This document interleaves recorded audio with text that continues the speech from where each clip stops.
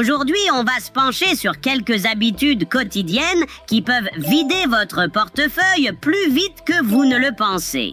Ces sournois voleurs d'argent se cachent juste sous votre nez. Et je suis ici pour vous expliquer comment ils les dévorent. Alors, restez dans les parages, car il est temps de passer à l'action. D'accord, écoutez bien mes amis hamsters. Il y a un certain voleur silencieux qui rôde dans vos vies, qui engloutit vos économies, une bouchée à la fois. Et non, ce n'est pas cette réserve de snacks que vous cachez sous votre lit pour que maman ne les découvre pas. Disons simplement que c'est sournois, c'est brillant, et que ça coûte bien plus que ça ne devrait. Plongeons dans cette vidéo pour découvrir ce qui se passe. Quels sont, selon vous, les principaux facteurs destructeurs de richesse? Les prêts automobiles. Et c'est à cause d'une tendance que je n'arrêtais pas de voir. En écrivant le livre, je comparais tous les niveaux d'endettement des consommateurs en Amérique. On a entendu dire que les prêts d'étudiants s'élevaient à 1,7 milliard et qu'il y avait une crise. Puis j'ai levé les yeux et j'ai vu que les prêts automobiles rejoignaient les dettes des prêts étudiants. On en était à 1,6 milliard quand j'ai écrit le livre et j'étais stupéfait. Comment on en est arrivé là? Comment on a évolué des temps où l'on disait une voiture est une nécessité pour aller de A à B? À mon époque, une voiture neuve coûtait 25 000. Et maintenant, c'est normal pour quelqu'un d'appeler à l'émission et de dire « J'ai acheté une voiture avec un prêt de 50 000 $ à 9% d'intérêt sur cette voiture. » Et ça me sidère complètement. Désolé mec, je ne suis pas d'accord cette fois-ci.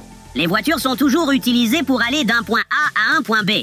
Elles nous conduisent directement de chez nous à la ville des dettes. Peut-être qu'au lieu de vroom vroom, ce devrait être dette. La morale de l'histoire, soyez plus comme un hamster. On n'a besoin que de 2 petites pattes pour nous déplacer.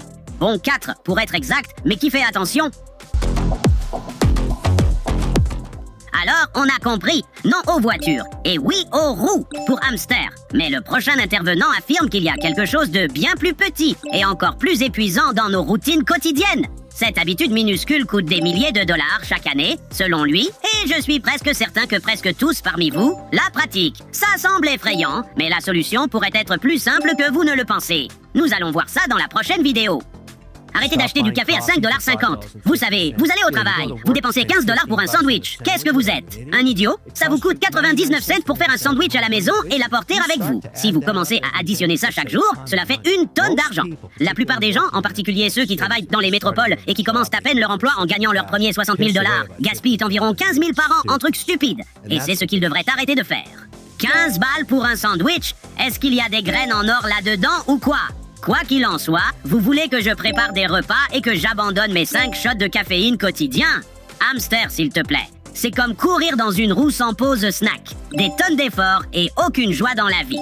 Donc, la prochaine fois que vous êtes tenté par l'odeur de café frais, demandez-vous simplement « Que ferait un hamster ?» Réponse « Il le mettrait de côté pour le mâcher plus tard. » Pas question que j'abandonne cette magie noire.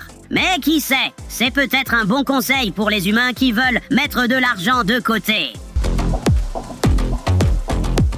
Pour plus de sagesse, n'oubliez pas de liker, de vous abonner et à la prochaine vidéo. Et souvenez-vous, les hamsters sont puissants. Un pour tous et tous pour un.